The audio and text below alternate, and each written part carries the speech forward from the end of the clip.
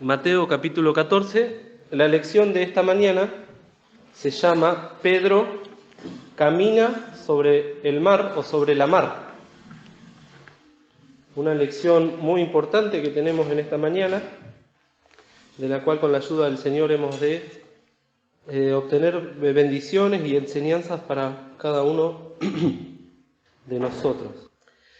Como hemos visto en la lectura de esta mañana, el Señor Jesús había mandado a estos discípulos que ya había escogido a que suban al barco. Eso lo vemos en el versículo 22. Recordemos que la primera parte del ministerio del Señor Jesús se desarrolló alrededor de este mar que se llama Mar de Galilea o Mar de Genezaret, y era para nosotros hoy en día lo que consideramos una gran laguna, un gran lago, pero son mares mediterráneos, están en el resto del mundo, hay otros mares también que se conocen.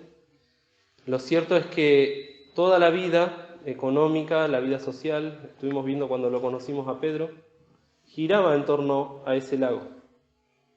Es importante que tengamos en cuenta esto, porque ese era el mundo de ellos. Salvo las veces que tenían que ir a Jerusalén, que era la capital de Israel, una vez al año por lo menos ir al templo. Ellos después estaban todo el año ahí, vivían ahí, se casaban ahí, morían ahí. Y ahí es donde el Señor Jesús inició su ministerio. Los galileos eran personas muy particulares. Habíamos visto también que era un pueblo que se lo consideraba por los demás hebreos como pecadores, gente bruta, podemos decir, o sea, sin letras, eran hombres rudos. Pero bueno, el Señor decidió en su sabiduría comenzar ahí su ministerio. En una parte de los evangelios incluso dice que se daban cuenta que eran galileos por cómo hablaban. Es como que nosotros ahora escuchemos un santiagueño, un cordobés, enseguida nos damos cuenta de que viene de otro lado. Bueno, a los galileos les pasaba lo mismo. Y había pasado algo que está relatado en los 4 evangelios, y si lo podemos ver ahí en los versículos anteriores, en Mateo 14, solamente vamos a leer para que recuerden el versículo 19 que dice: y mandando a las gentes acostarse sobre la hierba, tomando los 5 panes y los 2 peces, alzando los ojos al cielo, bendijo y partió, y dio los panes a los discípulos, y los discípulos a las gentes, y comieron todos y se hartaron. Y alzaron lo que sobró de los pedazos 12 cestas llenas. Y los que comieron fueron como 5.000 hombres, sin las mujeres y sin los niños. Eso es lo que conocemos como la multiplicación de los peces y de los panes, donde el Señor alimenta a 5.000 hombres contando a sus familias. Se estima que eran más de 20.000 personas que estaban ahí escuchándolo, escuchando su sana doctrina, y había pasado el tiempo y necesitaban comer. Bueno, el Señor obró este milagro precioso a través de la instrumentalidad de este joven que llevó esta viandita para él y que la compartió. En el libro de Juan, si vamos a ver, en el libro de San Juan, luego de relatar esta multiplicación de los panes, San Juan capítulo 6, fíjense en el versículo 14 que dice: aquellos hombres entonces, como vieron la señal que Jesús había hecho con los peces y con el pan, decían: este verdaderamente es el profeta que había de venir al mundo. Y entendiendo Jesús que habían de venir para arrebatarle y hacerle rey, volvió a retirarse al monte él solo. Este es el contexto de lo que acababa de pasar. El Señor había multiplicado los peces y los panes y la gente estaba eufórica. Recordemos que los judíos esperaban al Mesías ya desde los tiempos de Moisés. Y dijeron: este es el Mesías porque nos dio de comer, este es el Todopoderoso, el profeta que había anunciado Moisés. Es hora de que los hagamos rey. El Señor más adelante les tiene que decir: de cierto me seguís, no por la palabra, sino porque les di de comer o porque les doy de comer. Es algo que es muy común en el corazón de los hombres, verse atraído por alguien que satisface sus necesidades más urgentes, sus necesidades terrenales. Ayer a la mañana, por ejemplo, en la semana pasó la gente de la municipalidad por casa, cortaron todo el pasto de todas las veredas, quedó hermoso, parecía un campo de golf. Y ayer a la mañana salgo y de golpe está toda la calle hasta la esquina llena de autos. Y me acerco así a uno de los hombres que estaba ahí y le digo, ¿qué pasa? Y resulta que en la esquina estaba un acto político y estaba la intendenta lleno de gente, lleno de autos, todo. Y la gente se amontona porque les prometen cosas que a ellos les sirven. Cuando dejan de servirles, se van, buscan otro. Y también pasaba esto en los tiempos del Señor. Recordemos que el Señor hacía todos estos milagros con ayuda de sus discípulos, que también eran apóstoles, por eso habían sido enviados a sanar enfermos, a quitar demonios, a hacer muchos milagros.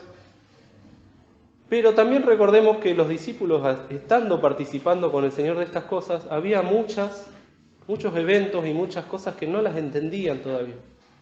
Ellos eran llevados por el Divino Maestro para participar de estas cosas, pero todavía no se daban cuenta realmente de lo que tenían adelante, que era el Rey de Reyes y Señor de Señores, y era el Mesías prometido. Era un periodo de preparación de los discípulos. Y es por eso que cuando comienza este relato que hemos leído en Mateo, sabiendo ya que había pasado la multiplicación milagrosa, el Señor los obliga, los insta a sus discípulos a subirse al barquito y alejarse de toda esa multitud de gente que quería hacerlo rey al Señor, que querían coronarlo.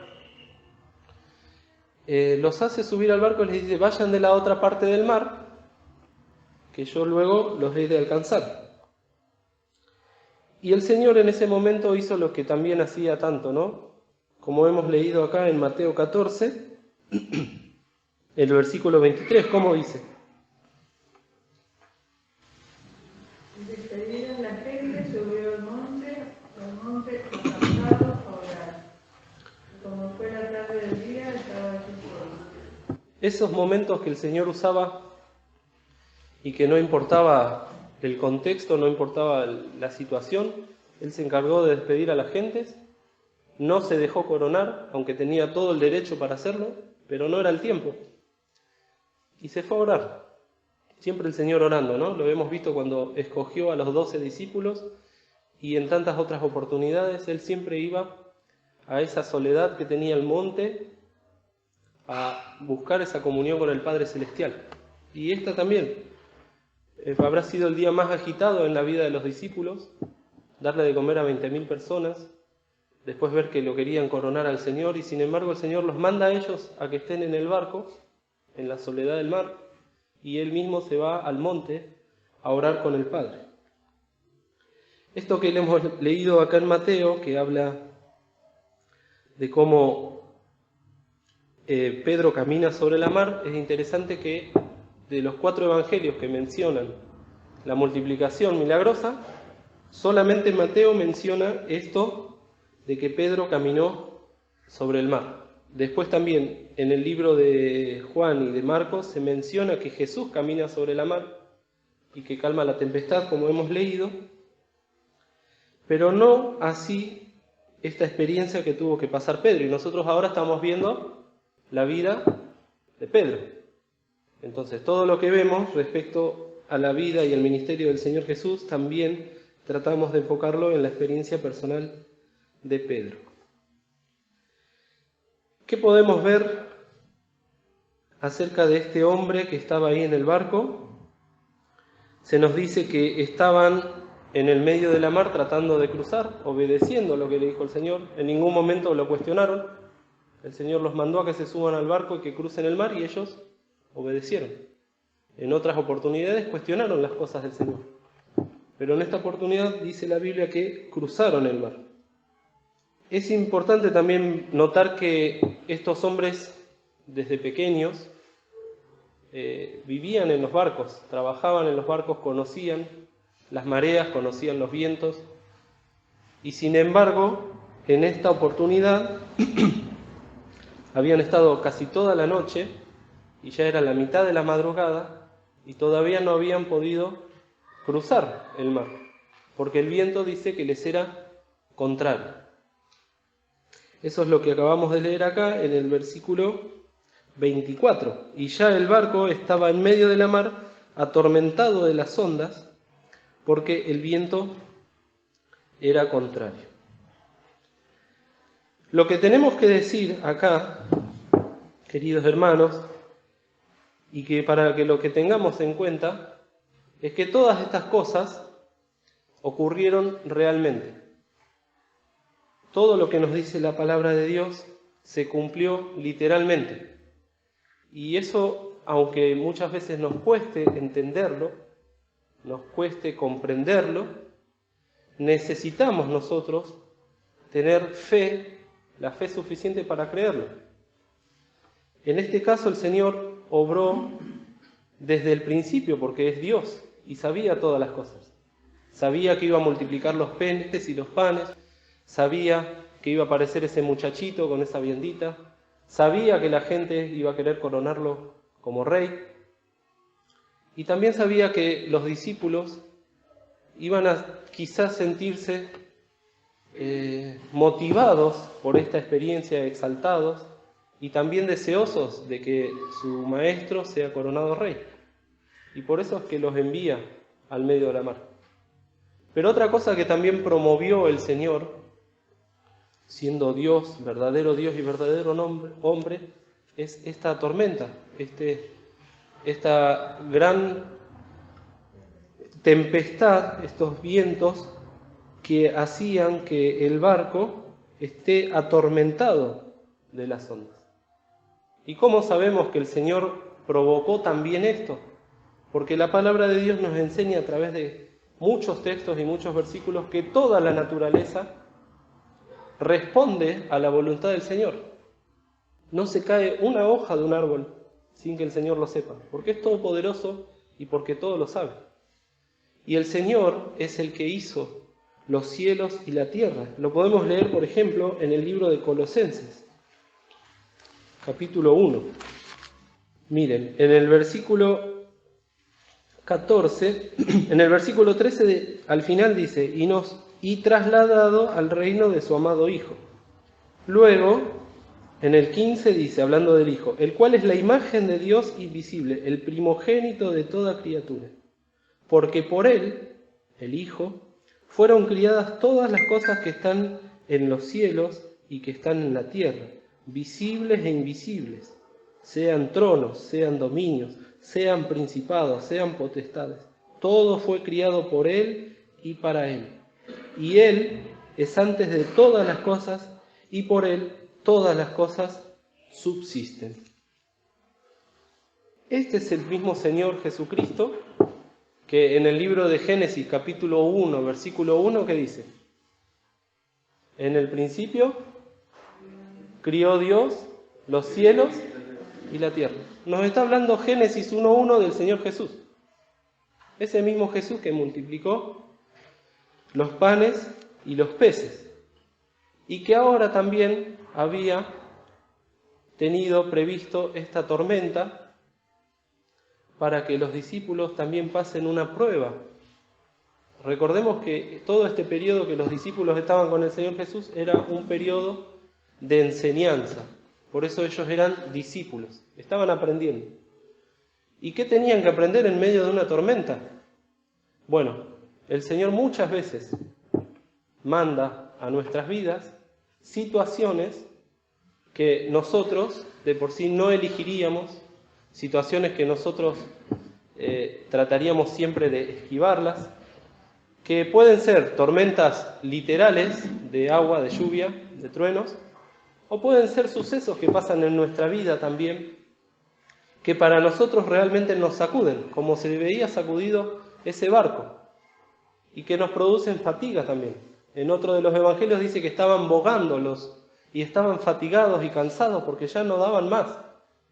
Otra cosa que tenemos que tener en cuenta, que los barcos que usaban los galileos para pescar no eran los barcos que nosotros conocemos ahora, grandes, robustos, de acero, eran barquitos que a lo sumo llegaban de acá hasta la puerta, y eran barcos de madera, eran muy fáciles de hundir en tormentas. Y esos barcos si bien pasó literalmente lo que acabamos de leer, tiene mucha enseñanza para nosotros en cuanto a esas tormentas que vienen a nuestra vida y que también les tocó vivir a los discípulos y que ellos necesitaban pasarlas, necesitaban tener estas experiencias fuertes. Hay un texto en Romanos, capítulo 5. Recordemos que los discípulos iban a ser el fundamento de la iglesia. Y para que ese fundamento esté firme, primero tenían que afirmarse ellos. Todas estas cosas el Señor las iba obrando de acuerdo a su divina voluntad para que ellos vayan forjando su carácter y también templando la fe de los mismos. Fíjense lo que dice Pablo, que fue un apóstol que también tuvo que pasar por muchas tribulaciones, en Romanos 5, versículo 3 y 4. ¿Quién lo puede leer, por favor? No solo esto, más aún nos gloriamos en las tribulaciones, sabiendo que la tribulación produce paciencia, y la paciencia prueba, y la prueba esperanza. Fíjense cuál es lo que Dios tiene preparado para cada uno de nosotros y que muchas veces nosotros solamente nos quedamos con lo que está delante de nuestros ojos. Hay una frase que dice, ¿no?, que el árbol no te tape de ver el bosque.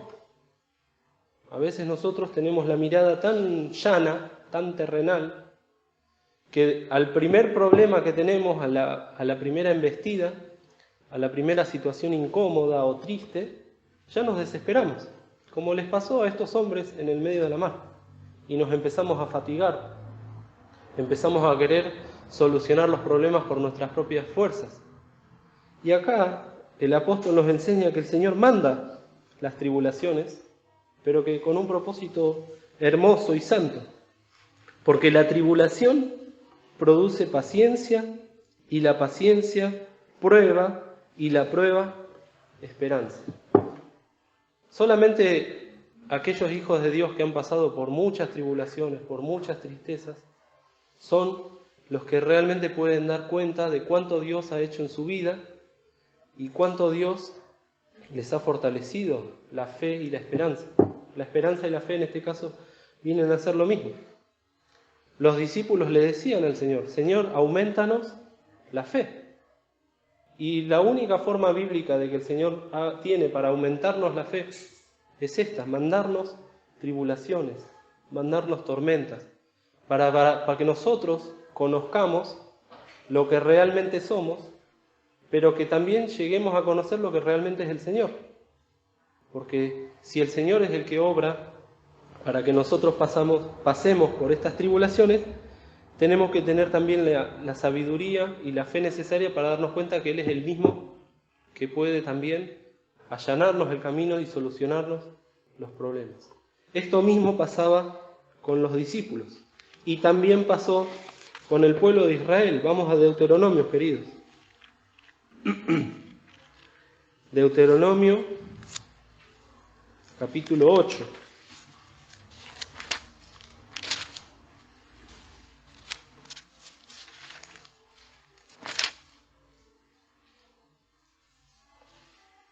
A ver, no.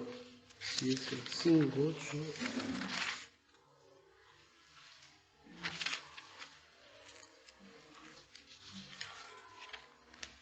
Bueno, en algún lado lo anoté y no lo encuentro, pero lo importante es lo que les dice el Señor al pueblo de Israel, ahí en Deuteronomio, cuando ya habían pasado los 40 años en el desierto, el pueblo de Israel, y el Señor les dice, de capítulo 8, yo había buscado el 8.5, perdón, es 8.2 y 3. ¿Quién lo puede leer, por favor?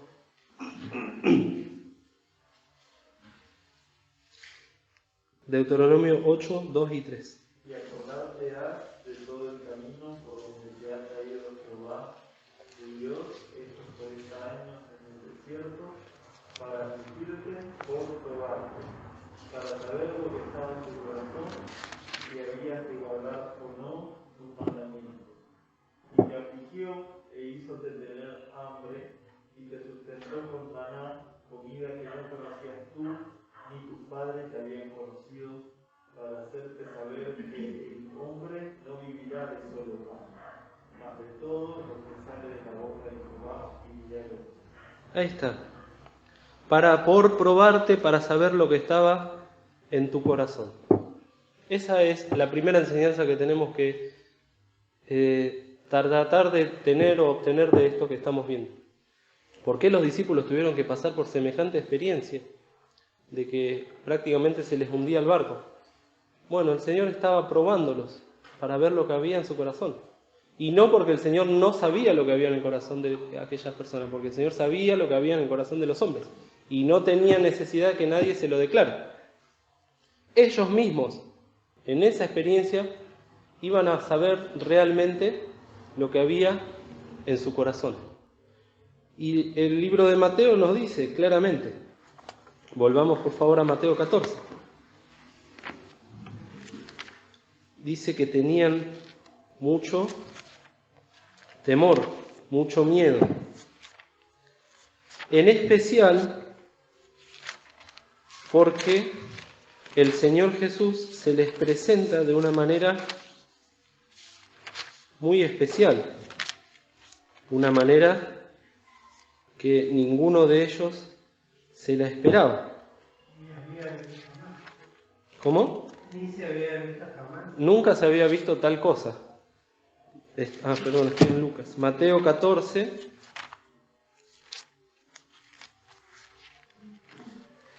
Recordemos que eran hombres que estaban acostumbrados a ver casi todo en el mar. ¿Cuántas veces habrán visto, incluso pensaba yo, que se suele ver, ¿no? Cadáveres flotando, gente que ya naufragó, tantas cosas.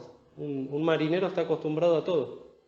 Tiene la piel curtida, tiene el corazón curtido, ya prácticamente no lo asombra nada, pero en medio de esa tormenta de la cual los estaba agobiando físicamente, pero también los estaba agobiando espiritualmente, estaban ya completamente por darse por vencido.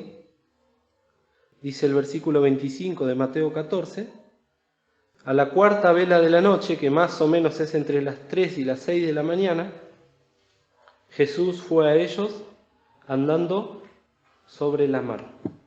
Y los discípulos, viéndole andar sobre la mar, se turbaron diciendo, fantasma es, y dieron voces de miedo. Esto que está acá, también nosotros debemos tomarlo tal cual como lo dice la palabra de Dios, sin buscarle, sin tratar de encontrarle ninguna explicación científica, racional. Vieron que hay muchos canales de documentales hoy en día, ¿no? Antes había uno solo, cuando ninguno tenía cable estaba La Aventura del Hombre y nada más, ahora hay un montón. Hay uno de esos canales que particularmente dedica toda su programación a desmentir sucesos que están en la palabra de Dios. Yo por eso dejé de verlo, porque todo el tiempo el experto en oceanografía, el experto en barcos, el experto en llaman a un montón de expertos, y entonces están una hora de lo que dura el programa tratando de comprobar si se abrió, por ejemplo, el Mar Rojo para que crucen en Egipto, en este caso si Jesús caminó sobre la mar, y tantos otros milagros que aparecen en la palabra de Dios. ¿Y eso qué es? ¿Obra de quién? Pero ¿quién obra detrás de esos opositores? Es completamente diabólico. El diablo, desde el principio de la humanidad, fue el primero en cuestionar la palabra de Dios. Cuando le dijo a Adán y Eva, ¿con que Dios os ha dicho? Esa es la obra del diablo, del enemigo, de aquel que viene a traer diferencias, el que viene a traer divisiones, es el adversario de nuestras vidas y de nuestras almas. Y el diablo también se ha metido en las iglesias evangélicas, al punto tal que hubo pastores y hay pastores que se dicen ser cristianos, que niegan esto que acabamos de leer acá en Mateo 14. Y tratan también de buscarle una explicación lógica. No, lo que pasa es que había marea baja, entonces realmente parecía que estaban a la mitad del mar, pero el agua les llegaba a los tobillos, esto hay que interpretarlo así. O hay que buscarle una explicación más bien filosófica, o moral o ética o es una alegoría. Yo he escuchado a curas católicos decir, no, todas estas cosas hay que tomarlo realmente como alegorías que nos dejan una enseñanza que nos hace bien. Nosotros, como hijos de Dios, teniendo el Espíritu Santo en nuestros corazones, tenemos que rogarle al Señor que nos dé la fe para poder creer que cuando acá dice que Jesús caminó sobre la mar, realmente caminó sobre la mar. Y nunca hubo ningún hombre que haya podido hacerlo. Pero el Señor Jesús no solo que es hombre, sino que también es Dios y verdadero hombre. Vamos a buscar en el Salmo número 89, Salmo número 89, página 624. ¿Quién lee, por favor, el versículo 8 y 9? Oh Jehová, Dios de los ejércitos, ¿quién como tú? Poderoso eres, Jehová, y tu verdad está en torno de ti. Tú tienes dominio sobre la ladera de la mar, cuando se levantan sus ondas, tú las sosiegas. Esos eran los salmos que ellos escuchaban desde chiquitos en la iglesia, los aprendían, los cantaban, así como nosotros les enseñamos a nuestros niños a cantar salmos y después te quedan para toda la vida. Ellos también se criaban conociendo estos salmos. Y la palabra de Dios dice bien claro acá que Dios, en su poder, es el que tiene dominio sobre la bravura de la mar, y cuando se levantan sus ondas, tú las sosiegas. Ellos conocían la palabra de Dios, pero todavía no estaban dándose cuenta de que ese mismo Dios que cantaban en los salmos estaba delante de ellos. Y es por eso que cuando lo ven venir al Señor Jesús, no se imaginaban que era Él. Dicen, pensaban que era un fantasma. Y esto es importante también, esta parte del fantasma en sí. La palabra fantasma también se traduce del griego como espectro o aparición. Era una aparición. Nosotros venimos ahora de una cultura donde los fantasmas, los zombies, todas esas cosas están de moda en los dibujitos, en las películas, en las series, las apariciones, todo gira en torno a eso. Recordemos que en la época del Señor también había mucha manifestación espiritual y diabólica. Lo que tenemos que dejar en claro es que el fantasma propiamente dicho, como se nos hace creer, que es una persona que murió y que viene del más allá, no existe. Los fantasmas no existen. Lo que sí existen son apariciones espirituales o demoníacas que Dios le permite al diablo que aparezcan y que se manifiesten. Por eso fantasma también quiere decir manifestación o espectro. Y son todas cosas que hace el diablo para buscar de engañar a las personas. Lo cierto es que cuando una persona muere, su alma tiene un destino definido y perpetuo. ¿Cuál es ese destino? Si una persona muere, ¿a dónde va? ¿Al cielo o al infierno? Y de ahí no puede salir. Entonces, el fantasma, tal cual nosotros pensamos, se me apareció o se vino a comunicar con nosotros una abuela, una tía y todo eso que te muestran, no es cierto. Porque dice ahí en Hebreos, capítulo 9, lo podemos leer, para que nos quede también enseñanza y nosotros después estemos firmes para responder estas cosas que muchas veces se nos plantean. Hebreos 9, 27. Esto es lo que Dios estableció para todos los seres humanos. Y de la manera que está establecido a los hombres que mueran una vez y después el juicio. El hombre no puede salir si está condenado al infierno porque no creyó en el Redentor, volver a la vida, volver a aparecerse en este mundo. Y lo mismo los que están en el cielo, están gozando de las moradas eternas. Sería una tristeza muy grande también que ellos desciendan a este mundo de pecado pudiendo estar a los pies del Señor, porque ya cesaron de sus obras y sus trabajos y ahora descansan con el Señor. Entonces, cuando aparecían estas manifestaciones eran más bien manifestaciones demoníacas, demonios. Pero acá delante de ellos no estaba ni por lejos ninguna de esas cosas, y tenemos esta declaración preciosa. Volvemos a Mateo, hermanos, 14, que en el medio de esa tempestad, de ese ruido que puede provocar la tormenta, escuchan una voz. Habían divisado una silueta humana, pero ahora escuchan también una voz que dice en el versículo 27, mas luego Jesús les habló, diciendo, confiad, yo soy, no tengáis miedo. Qué precioso esto.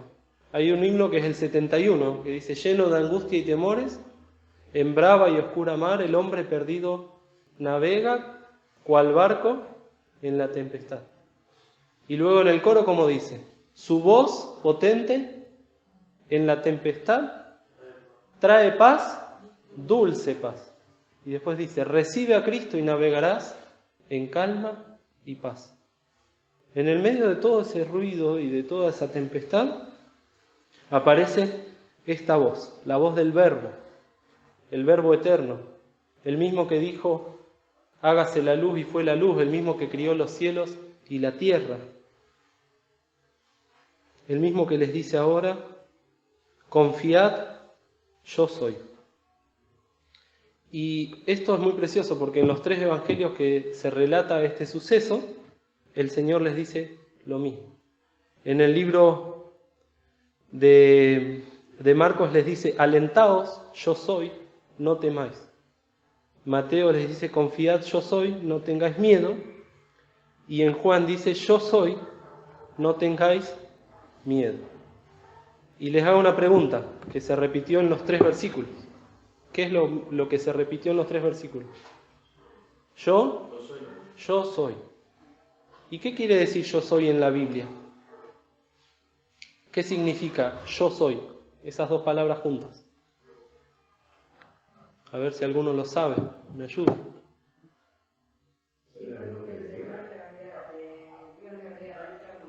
Dios le había dicho a Moisés, ¿en qué contexto?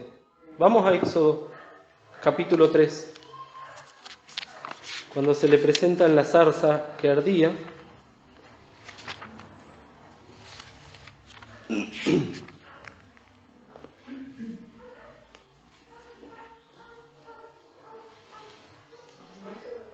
Éxodo capítulo 3, versículos 13 y 14. ¿Me pueden ayudar leyéndolo?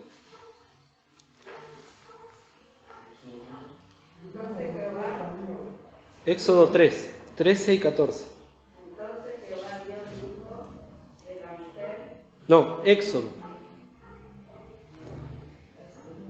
Éxodo 3, 13 y 14 dice, dijo Moisés a Dios, he aquí que yo llego a los hijos de Israel y les digo, el Dios de vuestros padres me ha enviado a vosotros. Si ellos me preguntaren, ¿cuál es su nombre? ¿Qué les responderé? Y respondió Dios a Moisés, yo soy el que soy.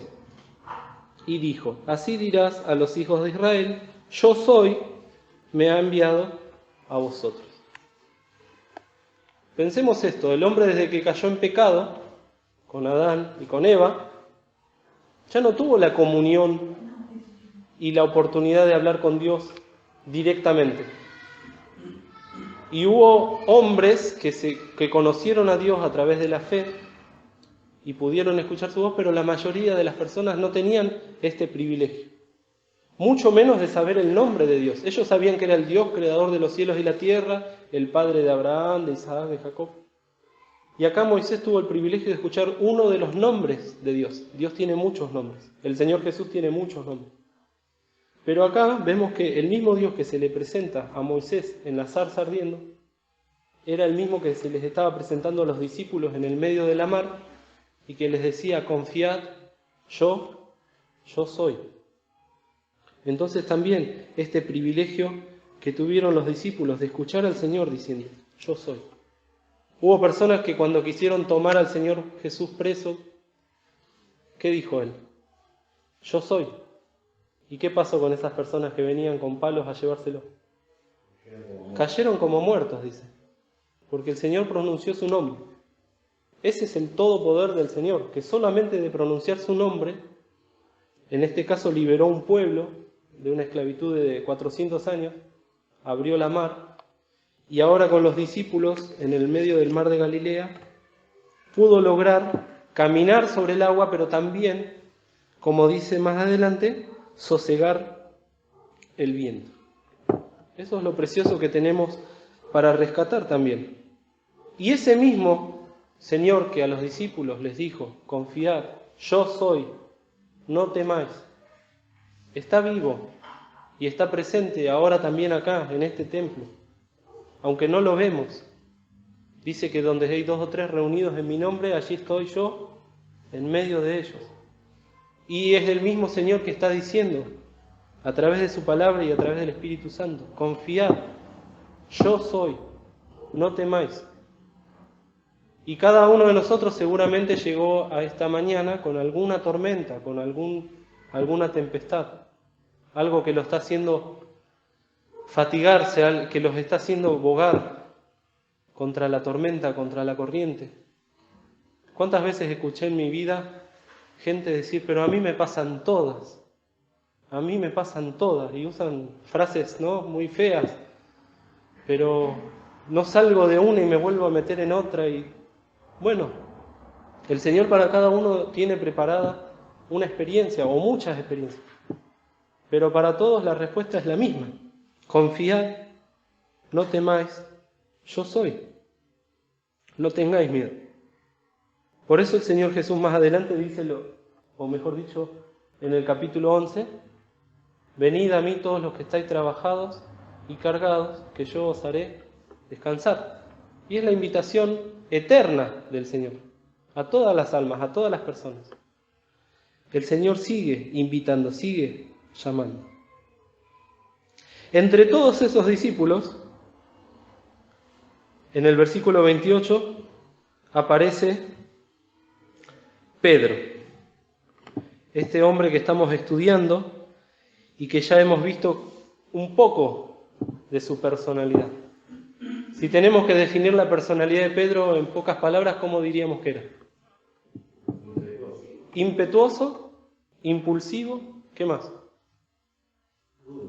Rudo, tosco.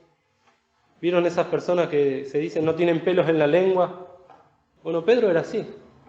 Era un hombre muy valiente, muy capaz, muy decidido. Después, cuando lo vienen a tomar al Señor, es el que sacó la espada y le cortó la oreja al siervo del pontífice. No se quedaba atrás Pedro, no se quedaba quieto, no se quedaba callado. Y en este caso fue el que tomó la iniciativa y escucha ese llamado del Señor, esa invitación que la hemos mencionado recién, y responde. Ahí está la parte que le corresponde a cada una de las personas, porque el Señor siempre está llamando, siempre está invitando. Y acá Pedro, ¿qué hizo a ese llamado? Respondió. ¿Cuánta gente hay que no responde, que ignora, que sigue haciendo oídos sordos? En este caso Pedro respondió y dijo, Señor, si tú eres, manda que yo vaya a ti sobre las aguas. Los comentaristas no se ponen de acuerdo en esta contestación de Pedro. Algunos dicen, y bueno, porque Pedro era una persona impetuosa, era una persona, como hemos mencionado recién, que se mandaba, y por lo tanto también se mandó a querer caminar sobre las aguas. Otros dicen, es que Pedro amaba tanto al Señor que era el primero que quería ir a abrazarlo, a estar derribado a sus pies. Nosotros podemos decir que Pedro, en este caso, tenía que pasar también por esta experiencia, no solo la de estar en el medio del mar, en la tormenta como los otros discípulos, sino también tenía que darse cuenta de lo mucho que le faltaba todavía para ser ese discípulo que después aparece en el libro de los Hechos de los Apóstoles. Ese hombre tan seguro de sí mismo, o mejor dicho, tan seguro del Señor, tan confiado en la palabra. En las lecturas complementarias nos hace leer Hechos capítulo 3 y Hechos capítulo 5. Después les pido que lo lean, porque es increíble el cambio, o es muy llamativo, no es que es increíble porque lo creemos, pero es tan llamativo el cambio de este Pedro que saltó del barco a ese otro que predicó y se convirtieron 5.000 personas. Y con la elocuencia, la seguridad y la sabiduría que lo hace. Pero el Señor tenía que también enseñarle a Pedro una lección muy importante. En este caso, también es una lección que tenemos que aprender nosotros. Está en el libro de Jeremías, capítulo 17. El versículo 5, ¿cómo dice?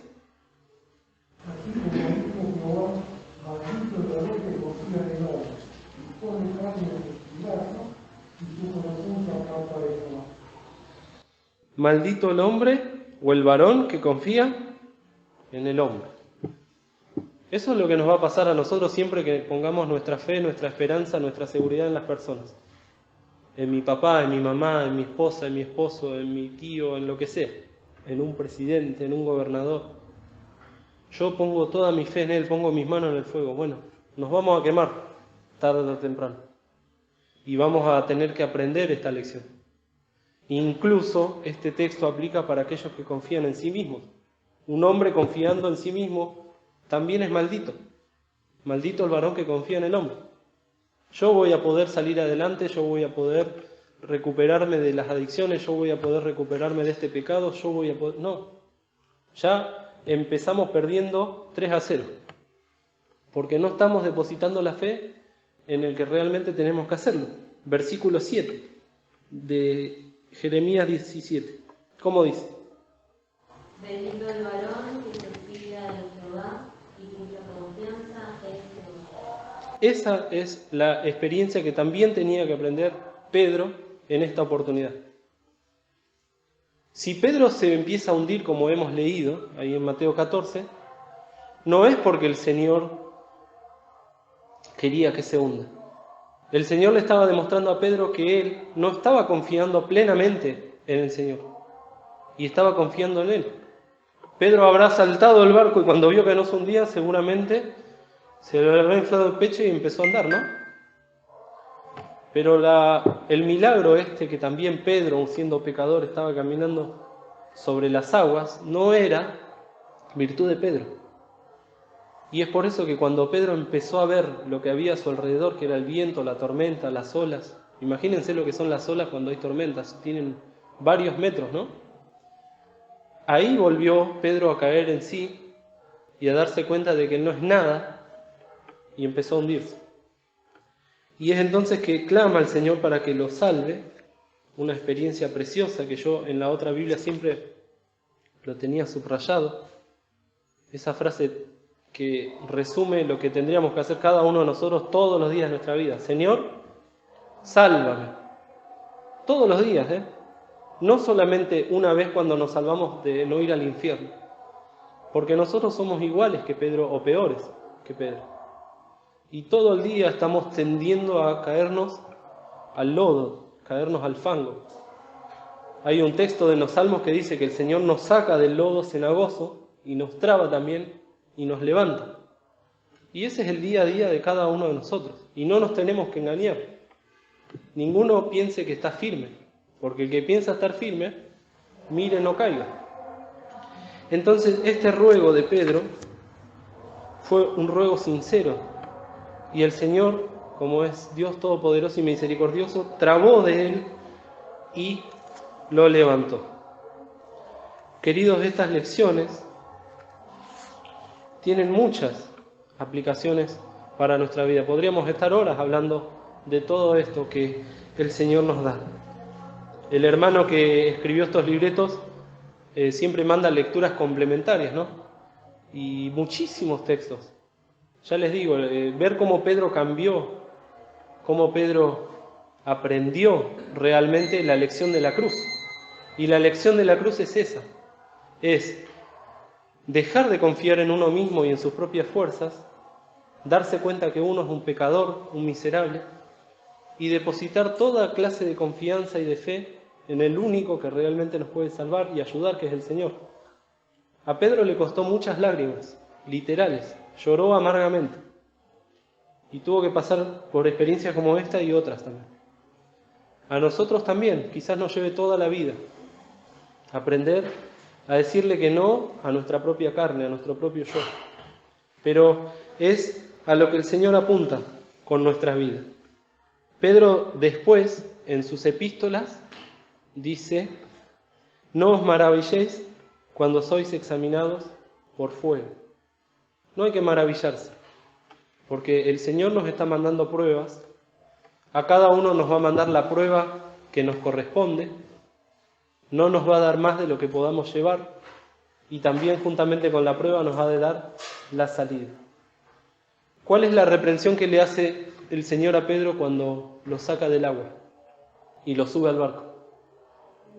Oh hombre de poca fe. Cada vez que el Señor en la palabra de Dios dice oh hombre, nos está hablando de una compasión que nos tiene. Pobrecito, cada vez que nos mira a nosotros, oh hombre. Y cuando habla del hombre, habla de la mujer también, ¿no? Qué compasión que también nos tiene el Señor. ¿Por qué dudaste? ¿Cuántas veces nosotros por día dudamos del Señor? Por semana, por mes, por año, en nuestra vida.